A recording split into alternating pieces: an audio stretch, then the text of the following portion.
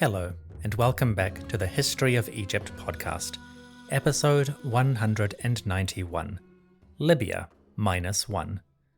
Today we explore an incident in the reign of Seti I. The king of Egypt and his army go forth into the west, there to wage war, take prisoners, and plunder all they can. It is an episode of military conquest, enslavement, and offerings to the great gods.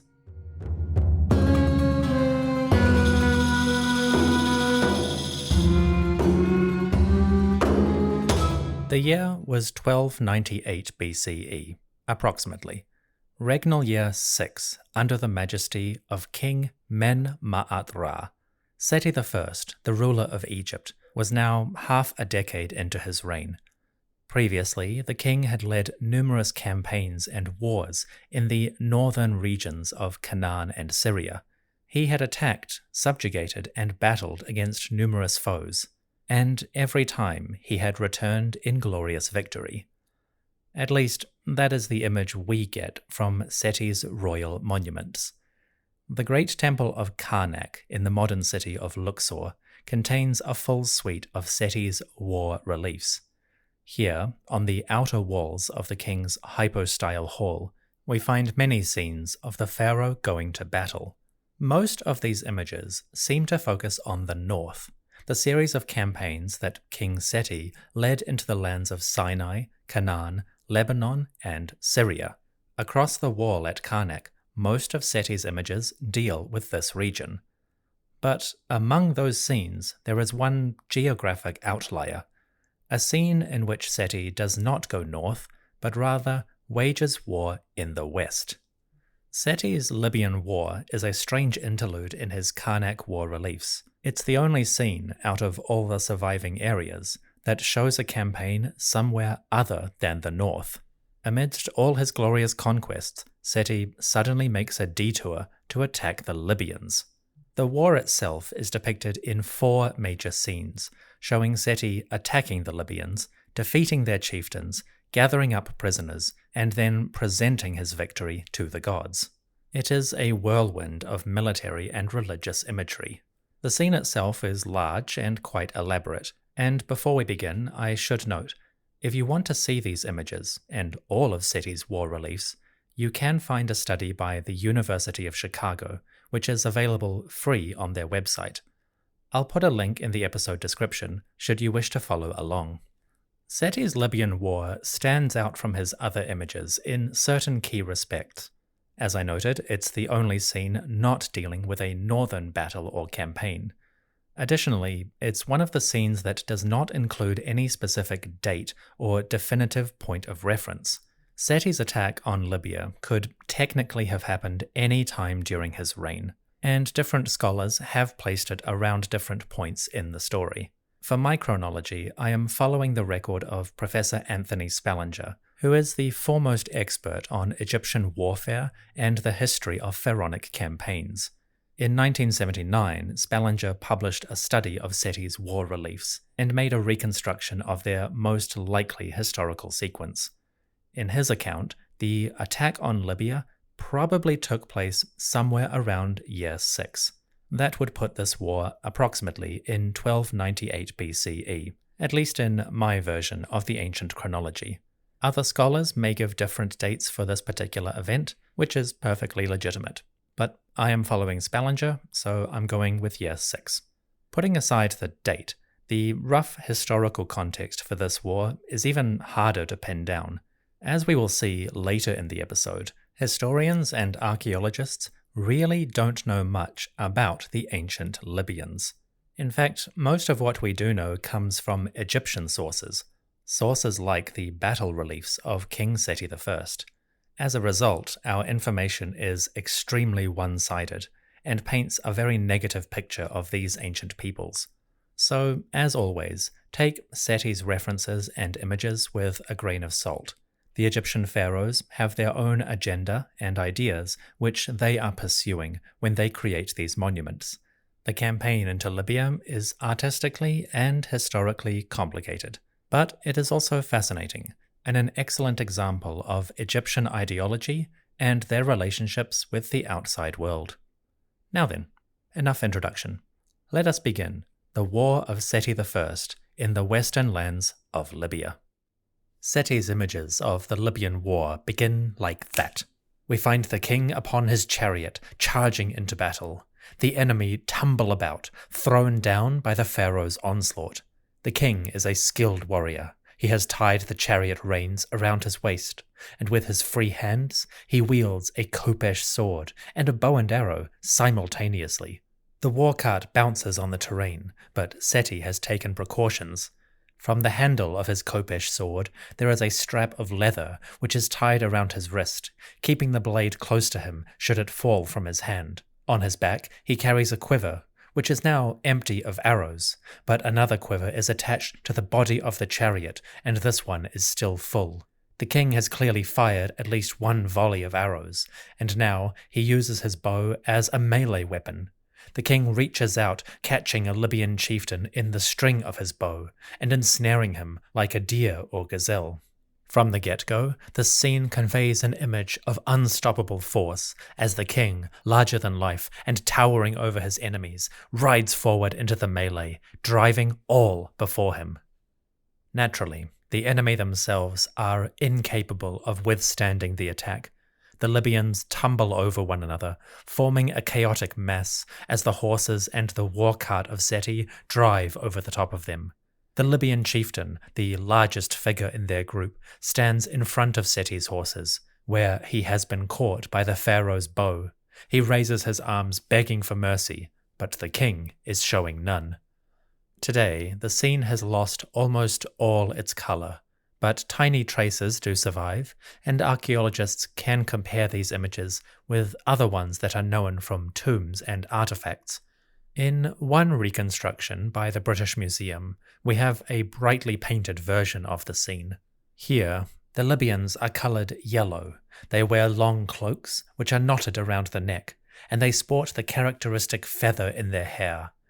Each man has a side lock of hair running down the side of his head, and a distinctive sheath made of leather which wraps around his penis. They carry bows and arrows and short swords. But although they are well armed and finely dressed, these Libyans are no match for the power of the Pharaoh.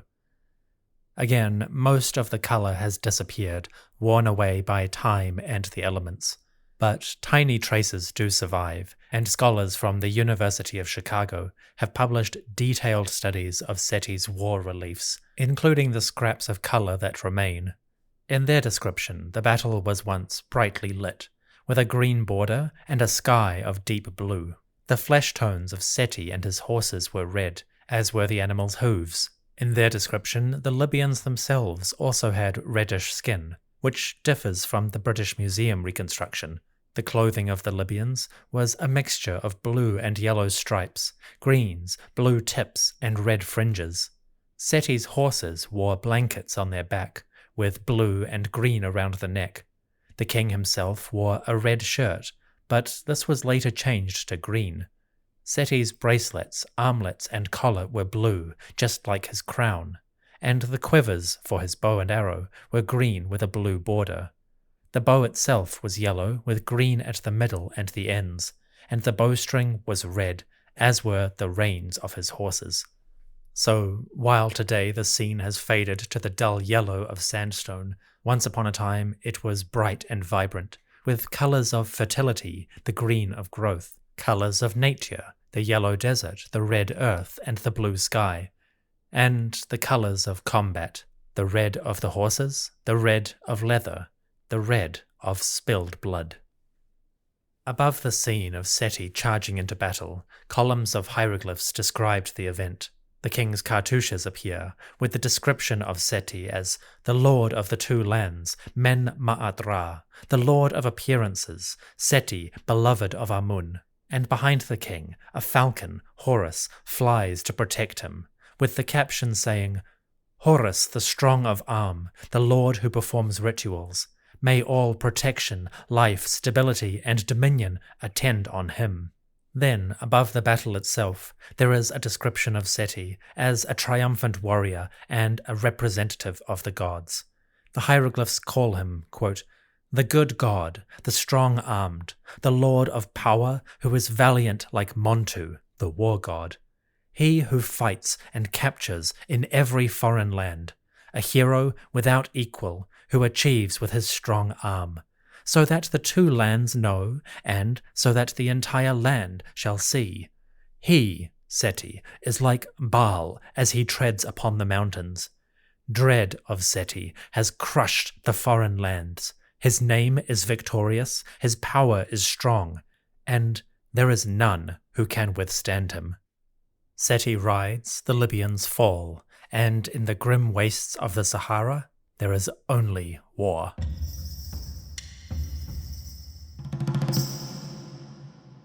The battle continues in scene number 2. This time, the conflict is far less chaotic, with a much smaller number of enemies. Seti has dismounted from his chariot, and now he marches forward on foot to enter the fray personally and face his enemy head-on. Seti raises a spear with one hand, while with the other he clutches the arm of a Libyan chieftain. The enemy is bending over backwards, terrified at the onslaught of Pharaoh. An arrow pierces the chest of the Libyan, and clearly he is in his last moments as Seti prepares to plunge his spear forward right into his heart. On the ground, another Libyan is lying on his back, submitting like a dog to the power of the Egyptians. The Pharaoh takes little notice of this enemy. In fact, he steps upon him bodily, treading his sandals upon the Libyan's head and knees. A spear pierces this enemy, and he raises his hands feebly in a gesture of praise. The image is one of total victory. The king is unconcerned about danger. He does not need his chariot or his horses, for the Libyans are no longer a threat. Hieroglyphs convey the essence, as they describe Seti, quote, striking down the great ones, or chiefs, of Tehenu, one of the Libyan tribes. Above, additional texts describe Seti as the good God, who overthrows those who rebel against him, who smites the tribesfolk and tramples down the Mentiu, or Bedouin, and the distant foreign lands of Libya, Tehenu. He makes a great slaughter among them. Fallen are their chiefs under the feet of the falcon. So shall endure the king, the lord of both lands, the lord of the strong arm, Men Ma'at Ra, who tramples down the chiefs of the foreign lands of Libya, Tehenu, like the sun god Ra. May all protection, life, stability, and dominion attend on him. As the second scene comes to its end, so does the battle. In the grand tradition of grossly overpowered heroes, Seti meets, fights, and defeats his enemy within just 2 scenes. The image of the chariot charge and the single combat in which Seti spears a chieftain, these summarize the whole of the assault. Notably, the Egyptian soldiers, the army, are almost entirely absent from these images. There is one figure who stands in for the collective. Standing behind Seti as he spears the enemy chieftain, there is the small figure of an officer. He carries a fan, keeping his pharaoh cool in the breeze, and he was once described as the troop commander and fan-bearer. So this officer is the only figure from the Egyptian military besides the king himself. That might seem a disservice to the soldiers who did the actual fighting, but we should always remember these scenes are not photographs nor historical documents per se. Instead, they are more like religious art, communicating a philosophical and spiritual truth. In this case, the image of Seti, alone, defeating his enemies, encapsulates the idea of the pharaoh as a warrior, he who is chosen by the gods to defeat disorder, overthrow enemies, and bring peace to Egypt. So, while the army is absent, we can imagine their presence behind the scenes, and we remember that these images on the walls of Karnak Temple convey a much greater idea of the king and the gods. Speaking of the gods, it is now time to return to the Nile Valley. In the second half of Seti's Libyan campaigns, the king marches back to his homeland, The fighting is done and victory is achieved. But of course, all victory comes from the gods, and now that he has defeated his foes and taken a great deal of plunder, Seti must reward those deities for their divine favor. We continue the story of Seti's victory and the defeat of the Libyans after a short break. See you in a moment.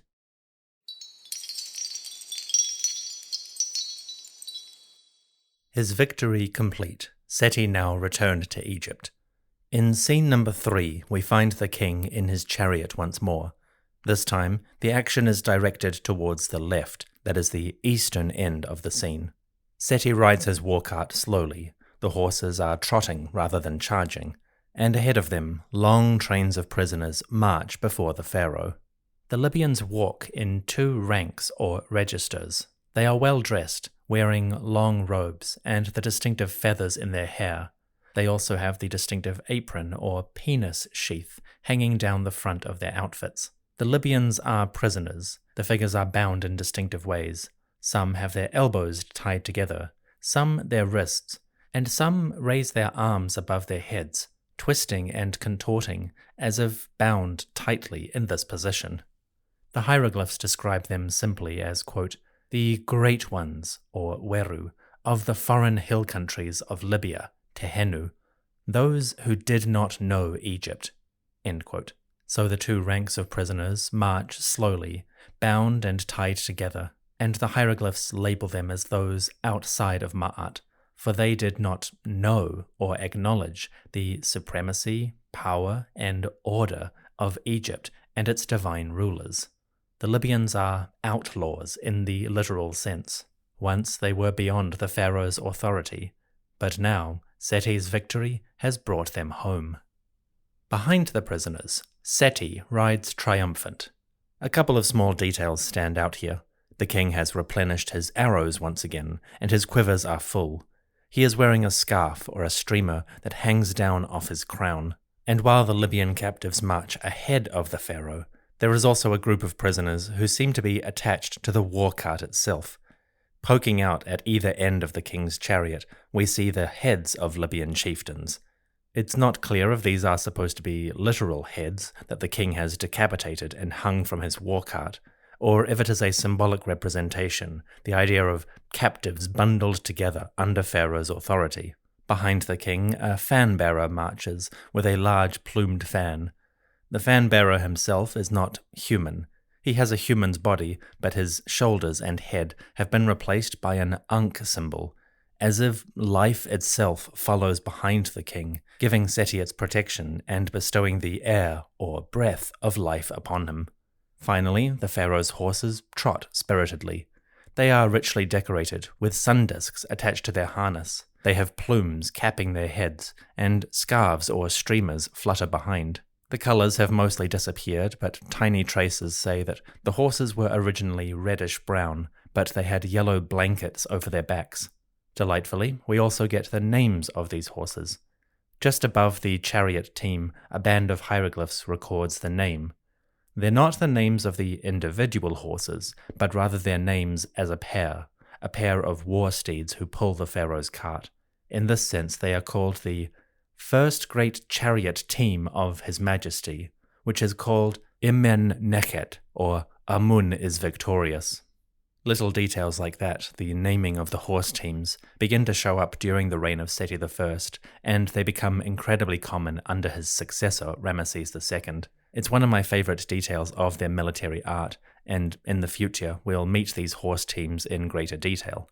But for now, we get this nice little reference to a chariot pair called Amun is brave, a simple phrase made of 2 words, and I kinda like to imagine that one horse was called Amun and one horse was called Nechet, or brave. I have no proof of that, but it's a fun idea. Anyway, above the whole scene, bands of hieroglyphs explain what is happening. They describe Seti's return as, quote, "The good or younger god has returned after triumphing over the chieftains of every foreign land. They were violating his borders. All foreign lands have become peaceful, for Seti, causes them to cease standing upon the battlefield. They forget to take up their bows, and they spend their time in caves, hidden like foxes. The terror of his person, the Pharaoh, is in all lands, pervading their hearts, because his father, Amun, has given him bravery and victory. Above the prisoners themselves, the hieroglyphs describe them as, quote, the chieftains of the foreign countries, who did not know Egypt. They were brought away by his person, the king, as living captives from Libya, through the strength of the king's father, Amun. So these prisoners are the top-ranking members of the Libyan society and hierarchy. They are called the Weru Chasut Techenu, or the Great Ones of the hill countries of Libya. Presumably, Seti brought thousands of prisoners back, not just the leaders.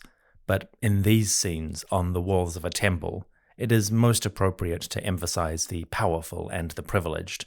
After all, it makes Seti's victory and the tribute he is about to present far more impressive. The Pharaoh rides, the Libyans walk, and as they march across the walls of Karnak, the image transitions seamlessly to the next important scene. After the march, or the return from battle, we find Seti and his Libyan captives approaching the divine temples. Now the king is on foot. He stands at the head of the long trains of prisoners, some of whom are bound with ropes around their necks. Those ropes lead directly to the hand of the king as he clutches the bindings and controls his Libyan captives. Seti's appearance has changed subtly. He has discarded his blue crown, often called the war crown, and now he wears a simple wig of tight curled bands. The king wears a long kilt or robe, which seems to be translucent. It wraps around his legs, but the artists have conveyed the outline of his body underneath. So Seti appears to be in more peaceful garb than the previous scenes, but he's still a warrior. On the king's back there is the unmistakable shape of a quiver, and in one hand, the hand with which he clutches the ropes leading to the prisoners, the king also carries his bow. So, while he is more relaxed than the battle, Seti is still a man of action. The king's other hand reaches out before him to gesture at a pile of booty that he seems to have gathered together. Standing in front of Seti, we see vases and bags of gold or possibly precious stones. The vases might be metal or ceramics, but they have distinctive shapes, with animal decorations on the heads.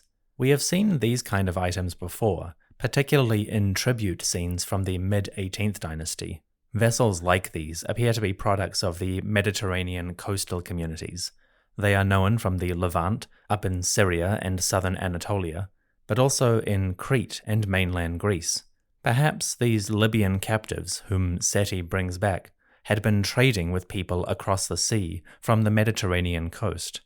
If that is accurate, then some of the goods that Seti brings back might be products from very distant lands, gathered together as plunder on his campaign. We can only speculate on that. The Libyans might have produced these themselves, or they might be objects of trade, or they might simply be symbolic representations, a kind of gathering of foreign exotica which the Egyptian artists use to show Seti's victory. Whether they are factual or fictional, the collection of goods is distinctive, for they are noticeably foreign in their design, and they show the great extent and distant power of the king, power that reaches into all foreign lands and brings back their wealth for Egypt. Once again, hieroglyphs above these scenes describe what is happening and give the essential details of the king's victory. Above the Libyans, for example, the glyphs describe the scene as, quote, his person, Seti, has returned from the foreign hill countries, his attack having succeeded. He causes the wretched ones to say, what is this? He, Seti, is like a fire that breaks out and no water is brought. The king causes all rebels to utterly cease the boasting of their mouths, for he has taken away the very breath of their noses. Seti takes the opportunity to denigrate his enemies. He describes them as cave dwellers, living in rock holes. They are not settled people who build cities and temples like the Egyptians. They are nomads who make their way through the wilderness and have no permanent home. It's a bit harsh, but then this is the presentation of defeated peoples as captives before the gods. The hieroglyphs on the walls of Karnak are not just a description of Seti's victory and his grandiosity, they are also a religious statement, the supremacy of the Egyptian people and their deities against these dwellers in the West. The presentation continues with another text, quote, "The giving of tribute, or that which was brought, by His Majesty Seti to his father Amun-Ra. It consists of silver, gold, lapis lazuli, and turquoise, and every beautiful stone, according to the victory which you, Amun-Ra, gave me, Seti, over every foreign land." And just before the king, hieroglyphs describe, quote, "The giving of tribute, or that which was brought, by the good God to his father Amun, which comes from the rebellious chiefs of the foreign lands who did not know Egypt. They come with their tribute on their backs to fill every workshop with slaves, both male and female, according to the victories that you, Amun-Ra, gave Seti over every foreign land." So the pharaoh Seti gathers his prisoners from the great ones, or weru, of the foreign lands. He presents gifts, spoils or tribute that he has taken away from these lands and brought to the great gods of Egypt. The presentation includes three kinds of booty. First, there is the physical wealth, represented by the ornamental vessels and the descriptions of silver, gold, precious stones, and lapis lazuli. Then there are the human resources, described as living captives, semer ankh, which in Egyptology is more often translated as slaves. These individuals will probably go to the workshops and farming estates that serve the great temple institutions. In other words, the people of Libya, whom Seti has taken away, will spend the rest of their days working for the Egyptian gods.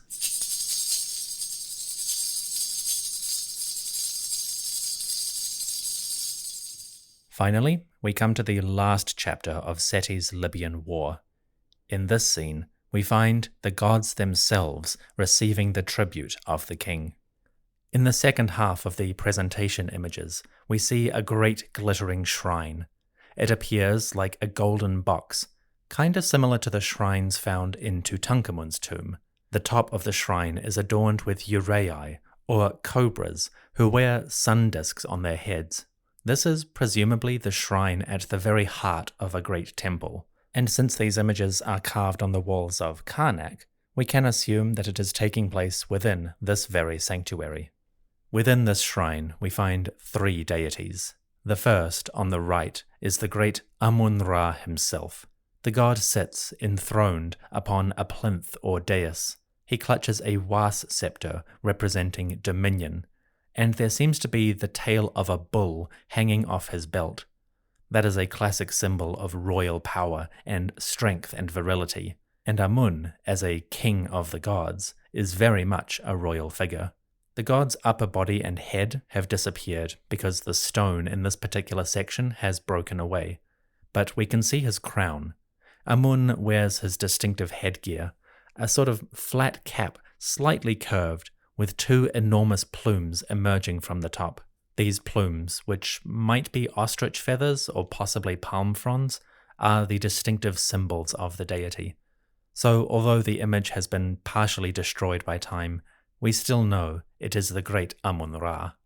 To the left of Amun, we find the great goddess Mut, the eternal mother, the Lady of Isheru, who has her own temple precinct in the vicinity of Karnak, and who rules there as the very archetype of motherhood. Again, the figure of Mut has been partially destroyed because the stone has fallen away, but we can see that she was wearing a long, slightly translucent dress. She is clutching an Ankh symbol in one hand. She wears a long wig with a headdress in the form of a golden vulture. That vulture is a short version of her name, for the hieroglyph of a vulture is part of the word Mut, meaning mother. Finally, on top of that headdress, Mut wears the double crown, the white crown of southern Egypt and the red crown of northern Egypt.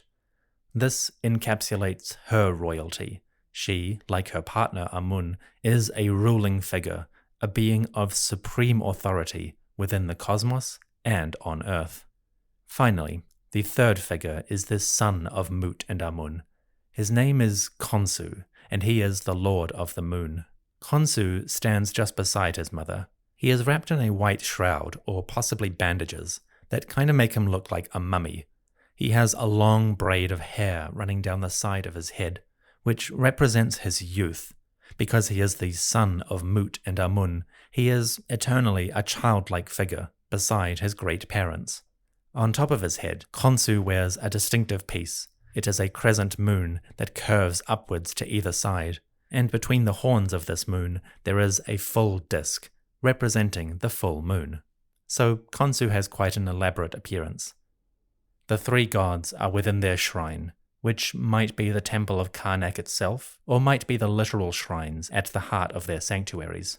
If you choose to read the scene literally, you might imagine Sety I bringing thousands of Libyan captives to the outer gates of Karnak, and then proceeding into the temple to offer the treasures and booty, and the metaphorical service of those captives to the great gods within. Or you can read it metaphorically, as a general summary of the king's piety and the wealth he bestowed on the temples. Either way, it is an important scene. Arguably the most important scene in the entire battle narrative. Sety I can go forth and slaughter and conquer all he likes, but his victories are not just his, they are the result of the gods' blessings.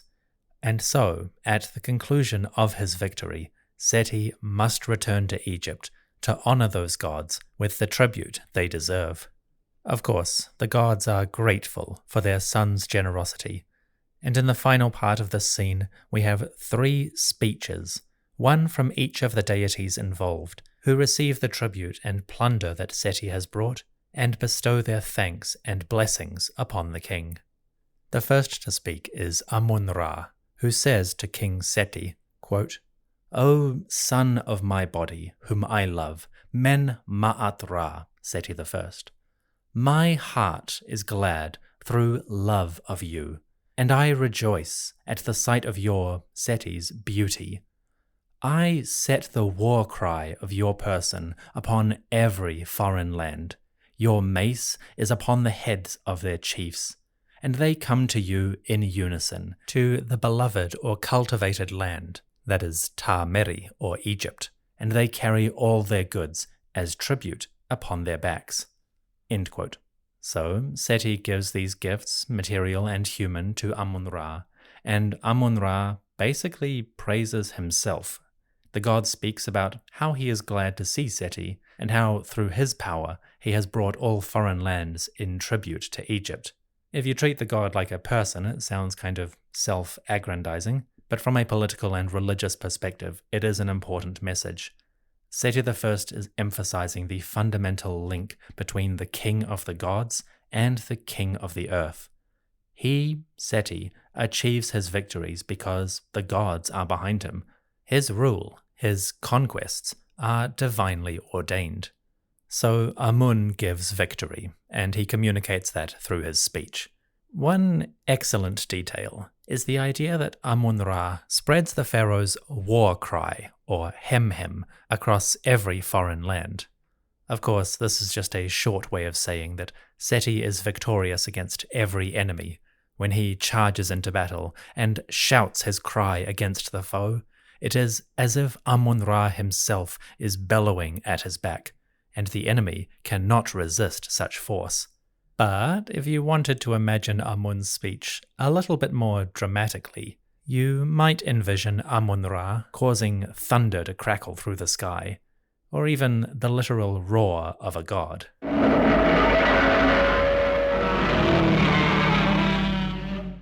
Not to be outdone, the goddess Mut also speaks, and she gives Sety an incredibly valuable gift. As Amun-Ra gives Sety victory in battle, Mut says the following, quote, "I, Mut, have given you eternity as the king of the 2 lands, and you, Sety, have arisen like Ra." End quote. Compared to the proclamation of Amun, Mut's speech is much shorter, but arguably even more valuable. Amun-Ra gives Seti victory on earth, temporal power over foreign lands. But Mut gives Seti eternity.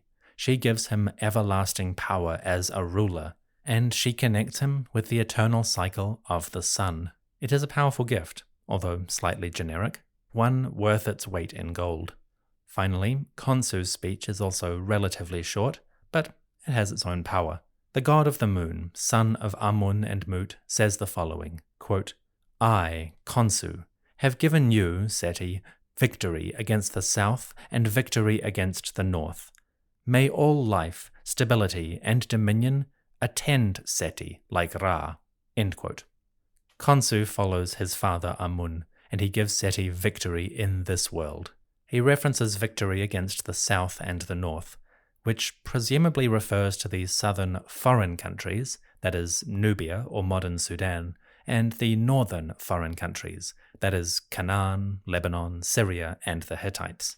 It's interesting that neither Khonsu nor Amun reference Libya, where Seti is actually coming from, but these texts are to some degree formulaic. They are part and parcel of the religious language of the time. So the gods bestow their blessings upon Seti, their gratitude for his conquests and his tribute, and they ensure that he will be ever victorious, ever ruling, and eternal like the sun.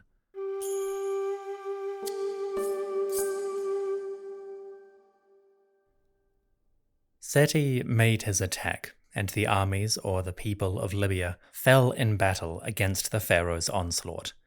Seti then gathered up prisoners, high and low, and brought them back to Egypt, where he presented them to the great gods, including Amun, Mut, and Khonsu. It seems a reasonably tidy narrative that Seti tells from beginning to end. And yet, through all of this, there is a nagging question. Who are these Libyans exactly? Where did they come from? What was their society? And what was their relationship with the people of Egypt? The Libyans, quote-unquote, are an extremely difficult group to pin down. The first problem is that 99% of our sources for the ancient Libyans come from the Egyptians. Monuments and texts that describe or depict the Libyans are the major source of information about these ancient people. Unfortunately, the ancient Libyans, in their distinctive tribes or subcommunities, have not yet been properly or fully explored archaeologically. The problem is relatively simple. The Libyans seem to have lived along the Mediterranean coast of North Africa, the western deserts, and various trails or regions between them, across the Great Sahara. That is a vast area for exploration, and over the past 100+ years, this particular part of the world has not been the safest area for exploration and archaeology. Egyptologists have often wondered about the ancient Libyan peoples, but the opportunities for actually locating and excavating their ancient settlements or tracks, those have been few and far between. With that in mind, I can only describe the Libyans from the Egyptian perspective, the way they depicted and described them in their hieroglyphs and images. It is almost certainly a grossly biased and distorted view of these ancient peoples. But for now, it's pretty much the only information we have. So take what I'm about to say with a grain of historical salt. It could change significantly with future excavation. The people whom we call Egyptians, the ones living in the Nile Valley and the Delta, seem to have known about the Westerners, or Libyans, from a very early period. This is completely expected. For one thing, the ancient trade routes that crossed northern Africa, the Sahara, and the eastern coast of the continent brought many cultures into contact across the millennia. For another, the early travels and diffusion of humanity itself would have followed paths through these different regions. So the Egyptians were always aware of the people living to their west, the folks whom we might call Libyans. And from that early period, we do get occasional references in art and writing to these Western groups. The first thing to know is that references to the Libyans on royal monuments, monuments commissioned by the kings of Egypt tend to have a military or hostile character.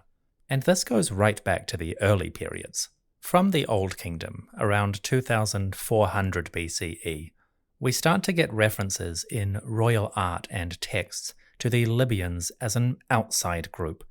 Kings like Sahura or Sahure commissioned scenes that showed them smiting or slaughtering chieftains of the Libyan peoples.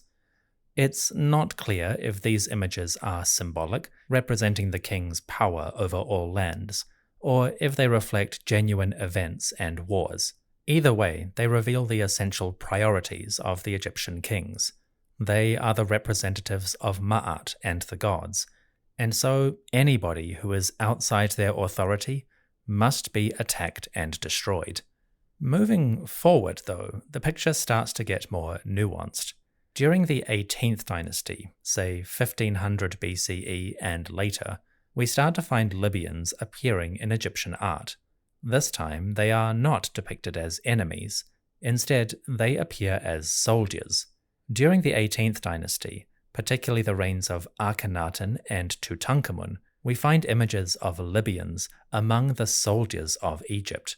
In the city of Amarna, built for Akhenaten, some of the non-royal tombs belonging to courtiers and officials show Libyan troops among the soldiers of Egypt. They wear their distinctive feathers in their hair, and they run alongside troops of other ethnicities and backgrounds. It's not clear if these are literal scenes representing a cosmopolitan army in service to the pharaoh, or if they are more symbolic, communicating the idea that Akhenaten rules over all lands and peoples, and they serve him happily. Nonetheless, their appearance in this art is quite interesting, and it suggests that attitudes and relationships had changed to some degree. We find similar images in the reign of Tutankhamun. In the days of the boy king, royal artists decorated the temple of Luxor with images of the Opet festival.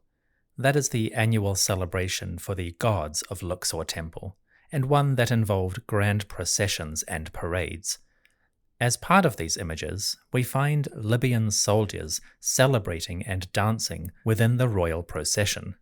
Again, it's not clear if we should take this literally. The Libyans appear alongside other groups like Nubians, and the images might simply represent the supreme earthly power of the pharaoh. But if they are accurate, if they do literally represent what was happening, then it seems like Libyan soldiers were serving in the Egyptian army. This would make sense. If the Libyan groups were primarily nomadic, hunters rather than settlers, then their soldiers may have been particularly skilled, both in movement and in combat. From the perspective of the Egyptian pharaohs and their generals, such warriors might be a useful asset to include in the army. Again, that is speculation. We do not know if these scenes are symbolic or if we should take them literally. But either way, it's worth pointing out that the Festival of Opet was a grand and important affair. The appearance of Libyan soldiers and Nubians suggests that they may have been a prominent, even respectable part of the armed forces. So that is the situation before Sety I. From a purely royal perspective, the iconography tends to emphasize war and conflict. In the early periods, royal scenes show smiting and slaughtering of Libyans. But in the 18th dynasty, we start to find Libyans, among others, as part of Egypt's armed forces. Then Sety I comes along, and his war reliefs at Karnak return to the old image of conflict and destruction between the Egyptians and Libyans. Sety's war reliefs, and Egyptian battle scenes generally, depict the Libyans as chaotic. When the pharaoh attacks, they are completely incapable of resisting him, and they tumble over themselves in confusion and disorder. It's an extremely negative portrayal of these people, but it fits within the Egyptian religious and ideological context. Battle scenes, especially those involving the pharaoh, are not meant to be a photograph of what actually happened. They are supposed to express the idea of Egyptian supremacy, of the pharaoh's strength and divine favor. From that perspective, any battle scene that Egyptian artists create tends to portray things as order versus chaos, the pharaoh versus enemies.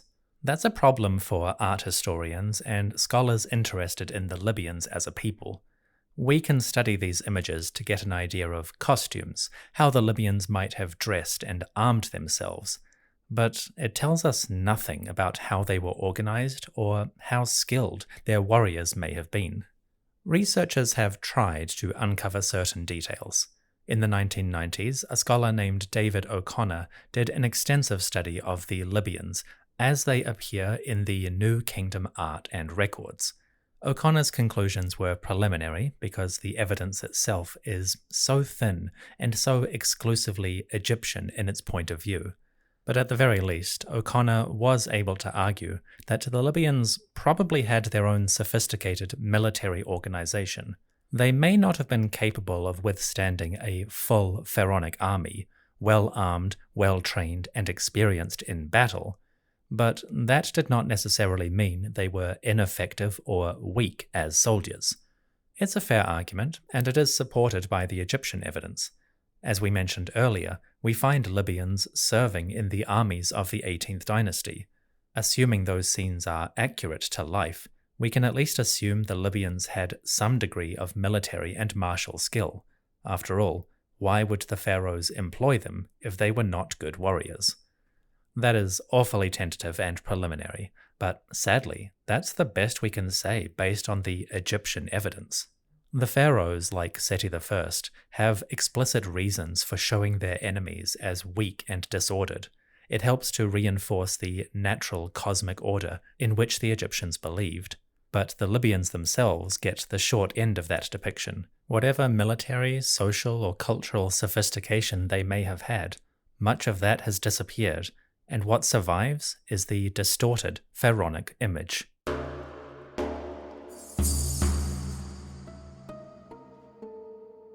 So, around 1300 BCE, Seti commissioned a series of images that showed him attacking and easily defeating a Libyan army.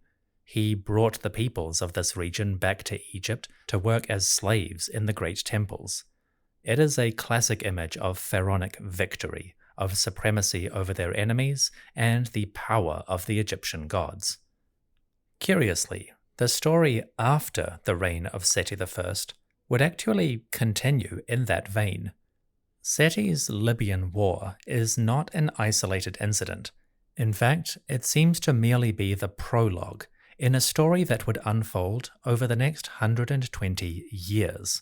From 1300 BCE down to 1180, there seems to be an increasing level of conflict between Libyan tribes and the Egyptian state. In the days of Seti's successors, like Ramesses II, Merneptah, and Ramesses III, we have an abundance of royal records that show large-scale conflicts between the Egyptian monarchs and the Libyans. The causes of these conflicts, and even their exact nature, are still a matter of historical debate, and we'll explore them fully at the appropriate times. But for now, it's interesting to note that around 1300 BCE, King Sety I appears to lead a punitive raid or campaign into Libyan lands. He takes captives and plunder and brings them back to Egypt. But while Sety celebrated this campaign as a great victory, it was far from the end of the story. In fact, it may only be the first part in an unfolding saga.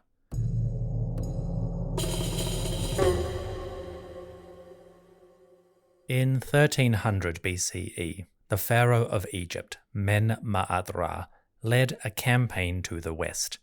The king depicted this campaign on the walls of Karnak Temple, where, in grand images, we find Sety charging into the enemy army. He routed the Libyan warriors and slaughtered their chieftains.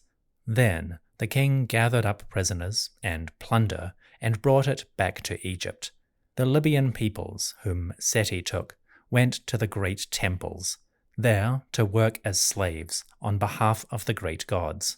Viewing these images in their context, As expressions of Egypt's religious and military power, we find the Libyans as a defeated, put-upon people. The way Seti depicts them, he marched into this land that already had very little, and he took away everything that he found.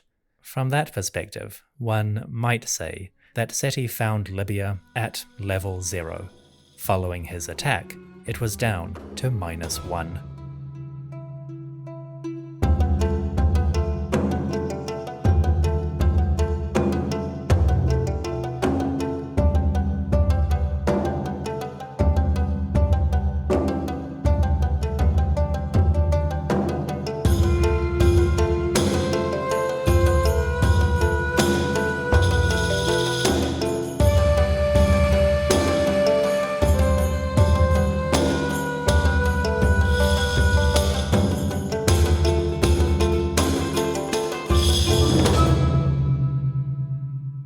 Thank you for listening to the History of Egypt podcast.